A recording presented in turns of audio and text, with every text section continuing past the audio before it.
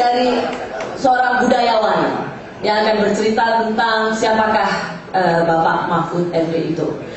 Kita berikan tepuk tangan pada yang berbaju hitam, karena sampai yang bukan dokter, bukan profesor, nggak usah pakai catatan-catatan, nggak usah kelihatan so intelek gitu, ya, biasa aja, biasa aja. Ya, nggak usah main-main gadget juga, lebih ngerti. Ya, mentang-mentang diapit oleh profesor dan dokter, kayaknya mau langsung kelihatan akademis banget gitu. Biasa aja. Kalau dari sana ada kampungan, ya kampungan. Ya, jadi biasa aja, kita biasa aja. Lagi aku. Bapak Ibu sekalian, Elma Aidil Najib, Cak Nos, monggo. Saya kira tugas Pak Mahfud ke depan ada 3 pilihan. Yang pertama, kalau tidak ada perubahan signifikan di dalam cara berpikir dan mekanisme politik kita, ya pilihannya jadi presiden. Kalau ada kemungkinan perubahan sebagaimana cara berpikir politik yang kemudian dielaborasi agak lebih tinggi menjelang naiknya Gus Dur, yaitu ketika orang Islam tidak siap Mbak Mega naik dan orang PDIP tidak akan mau kalau yang naik, maka dibutuhkan konsep kenegarawanan, figur begawan, panembahan dan seterusnya. Artinya kita naik dari politik ke kenegarawanan. Maka ini kemungkinan kedua, kalau ada terjadi perubahan seperti ini, Mahfud akan menjadi ketua Dewan Negara. Saya akan menjelaskan 2 pilihan ini nanti secara agak detail. Pilihan yang ketiga adalah cari perahu untuk menelusuri Bengawan Solo. Karena buku ini belum selesai, kalau dinyanyikan kasihan. Ini kan terus mengalir menurut ya. Kan harus sampai jauh, kan gitu. Ini harus diteruskan, jadi harus ada buku biografi kedua. Karena kalau terus mengalir tidak sampai jauh, ya nanti seperti zamannya lalu Bagio nyanyi Bengawan Solo agak keliru-keliru. Bengawan Solo, lo riwayatmu ini. Oke, yang pertama ini saya nyambung dari Mas Anung. Kalau mau jadi presiden, ada beberapa syarat saya. Yang pertama, nggak usah cari batu di tong sampah itu. Ya, karena Mahfud ini sudah sangat dekat sama Tuhan. Namanya saja Mahfud, dan Tuhan punya buku nasib manusia namanya Lauhul Mahfud. Satu ya, jadi tenang-tenang aja. Dan saya sudah dari dulu bilang sama Allah sebelum beliau lahir, ya Allah jangan terbalik ya nama bapak sama anaknya. Kalau nama bapaknya kan Mahmud, Mahmudin, din itu agama, Mahmud itu orang yang teruji, kalau Mahfud orang yang terjaga. Kalau ini terbalik, kalau Mahmud tidak apa-apa hidup di era 60-an, 50-an, karena waktu itu belum ada Rosi. Tapi kalau nama ketua Mahkamah Konstitusi itu Mahmud MD, ini Mahmud ini sudah porno ini. Mahmud.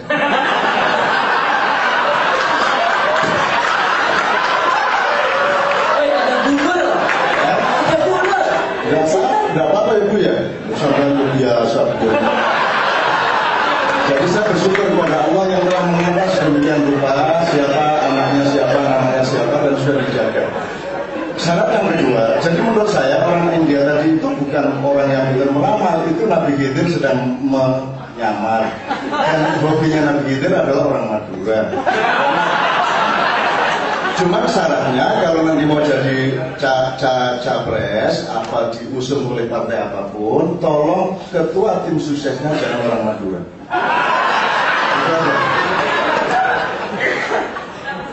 Nanti keliru-keliru. Nah, apalagi orang Madura kampanye di Jawa nanti nyebut kata keliru. Gus Dur katanya Gus Dur, loro dari loro, loro dari loro. Dia bilang, wah anakku sih nomor loro, petani loro. Mergo mangane radiator. Makanya makannya radiator, maksudnya mangane ora diatur. Kalau orang Madura doanya mangane radiator. Jadi radiator itu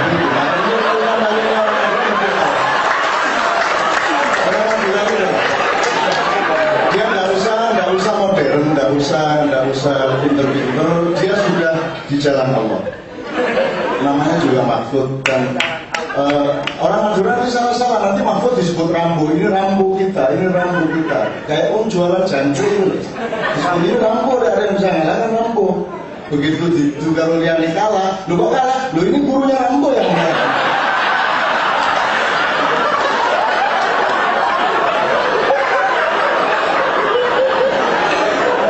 Salah-salah. Dan tidak usah semua bantu-bantu Mahfud untuk jadi presiden. Itu urusan Allah. Soalnya kalau sampai Mahfud tidak mengalir terus, itu nanti dia gini sama Tuhan. Jangankan Mahfud MD, jual sate sampai sore tidak lakunya ini.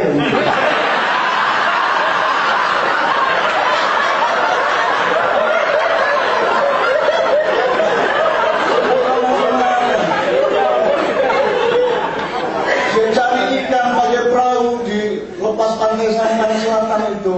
Sampai maghrib tidak ada ikan satupun dia dapat. Terus dia begini sama Tuhan, katanya Rohman Rohim nanti.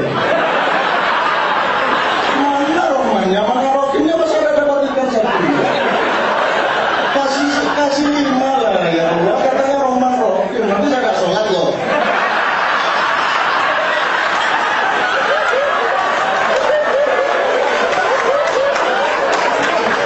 Jadi Mahfud itu berani kayak macam-macam itu karena dia dekat sama Tuhan. Terus Tuhan pun, wah kalau orang Madura marah bisa gawat ini. Akhirnya dikabulkan sama Tuhan, perahunya dikasih 5 ikan. 2 untuk suami istri, 3 untuk anaknya. Dapat 5, karena dia mintanya 5 aja lah. Ya Allah, buktikan Rahman Rahimmu. Masa sampai maghrib gak dapat ikan, 5 aja. Terus dikasih 5, cepluk 5. Terus ini lagi, 5 beneran.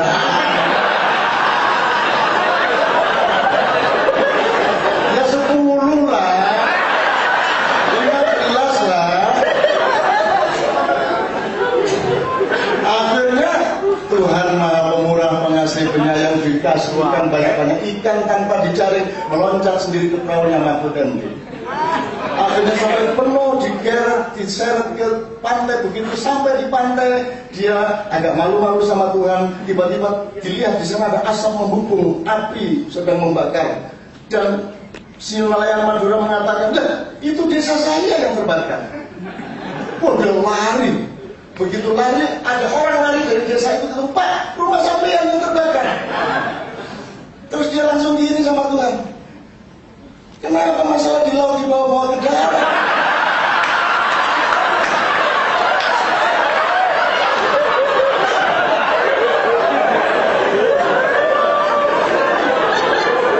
Ya jadi saya kira kalau dunia politik nasional global itu sedemikian kakunya, sedemikian bakunya konspirasinya, lembaga-lembaga yang berkuasa, rekayasa segala macam, yang bisa menerobos orang Madura. Karena orang Madura ini itu tidak usah sekolah di ahli diplomasi. Karena kata dari mulut orang Madura itu tidak bisa dijamin benar seperti yang dikatakan.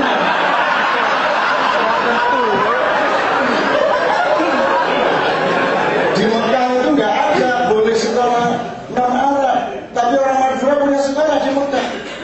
Ya kan? Di sana ada 2 KBRI sama KBRN. Kedutaan Besar Republik Indonesia, satu lagi Kedutaan Besar Republik Madura. Dan orang Madura ini gimana coba? Ke Rusia saja tidak mau belajar bahasa Rusia. Orang Madura, dia ke akhirat besok-besok malaikat yang belajar bahasa Madura. Tidak menentu. Orang Madura itu menerima agama NU. Kata dia tadi kan, Aji masuk semua agama NU. Kok tidak usah orangnya ayamnya NU. Ayam, bebek, sapi, kambing NU semua. Gitu loh. Dan jangan salah, diplomasi masa depan ada di tangan orang Madura. Jadi bagaimana tidak jadi pekatiknya Obama, bagaimana tidak nganut saja sama IMF, bagaimana tidak taat kepada adik kuasa tapi tidak menyakiti mereka. Dan itu hanya orang Madura yang bisa, yang seperti itu. Orang Madura itu masuk Senayan, ada Indonesia lawan Malaysia semifinal. Itu masuk, dia sengaja potong bulu seperti tentara, masuk. Bajis, anggota.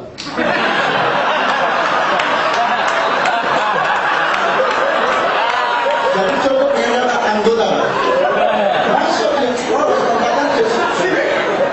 Akhirnya bingung ini para penjaga, akhirnya konsultasi sama gabungan, perkara gabungan dan polisi. Ini kalau di investigasi siapa tadi yang bilang anggota tadi?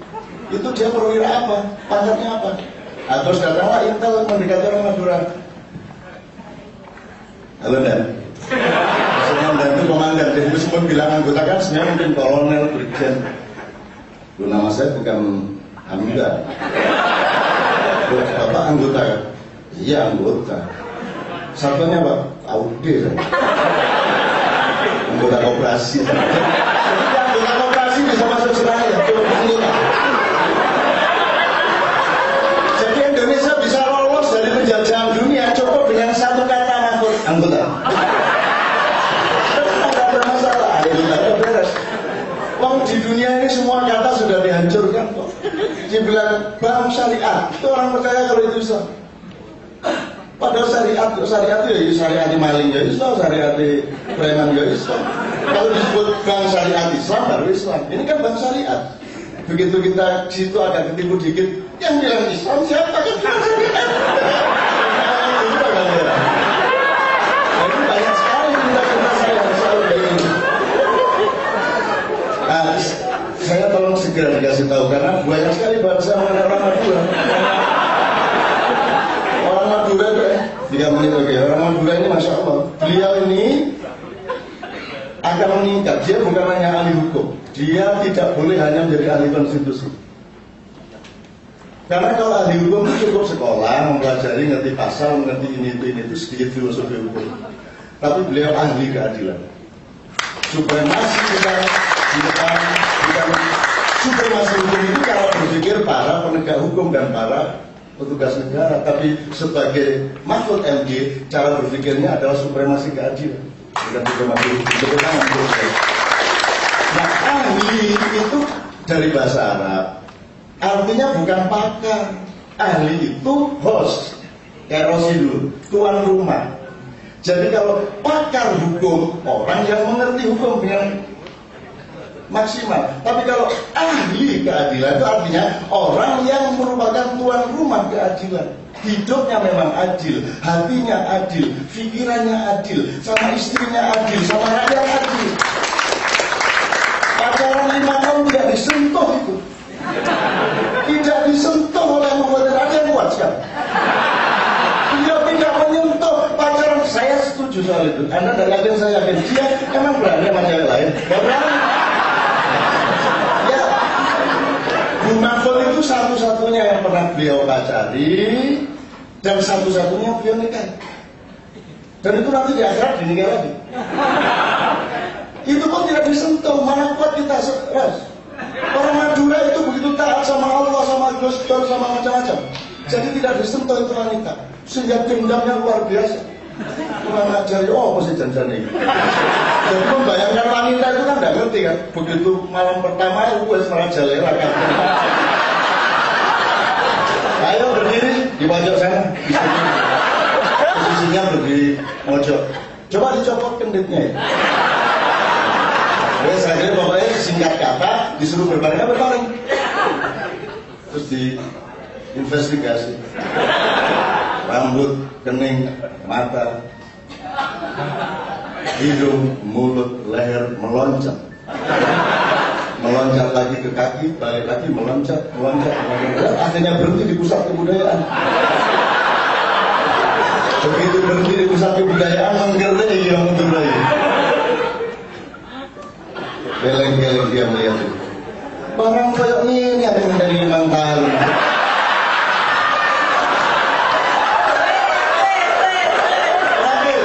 Terakhir sekali. Ini saya karena gembira ini ya, harus dinikmah ya. Ini untuk rasa syukur aja. Jadi Pak Mahfud, opsi yang kedua tadi itu serius saya. Bu Nuria ingat ya ketika kita siang-siang rapat ada berbuyung, ada siapa macam-macam.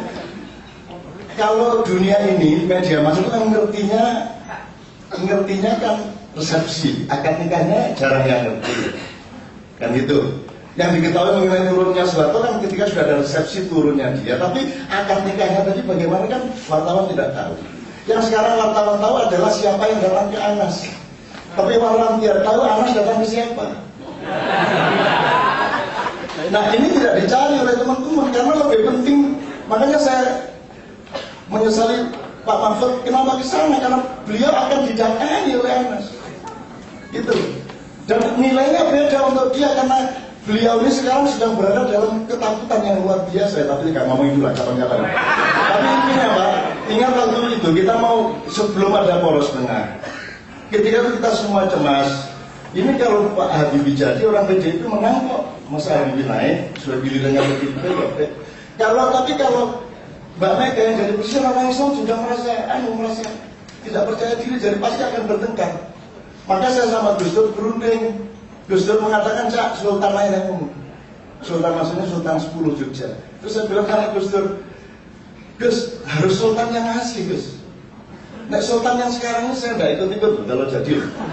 Tapi nggak harus Sultan yang asli. So, ya Sultan. Ya Sultan Abdurrahman Wahid. Ya, Mbak, sama ini yang awan-awan, Mbak ya. Sultan Abdurrahman Wahid.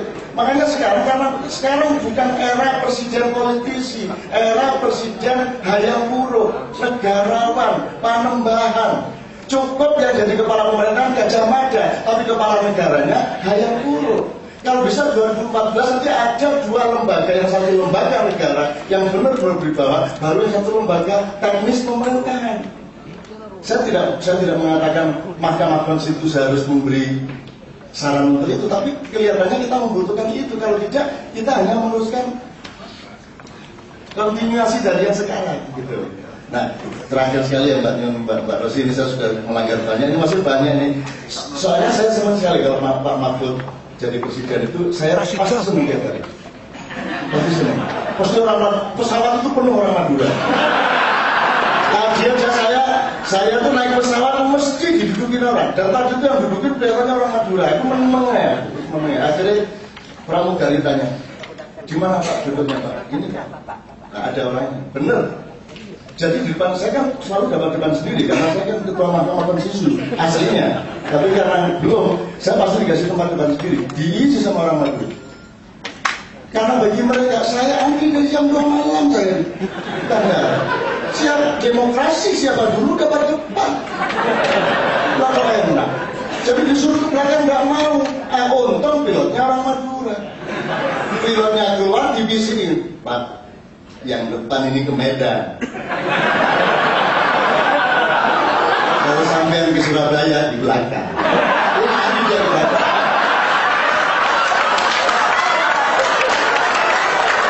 Nah, begitu banyak absurdnya tingkat kompleksitas budaya bangsa Indonesia yang sekarang menentukan juga bagaimana politiknya. Saya kira orang macam Pak Mahfud itu memiliki berada pada titik yang komprehensi dari macam-macamnya hal tadi itu, sehingga saya rekomend dia.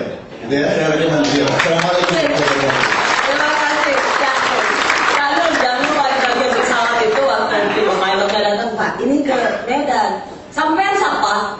Saya pilotnya. Apa itu pilot? Saya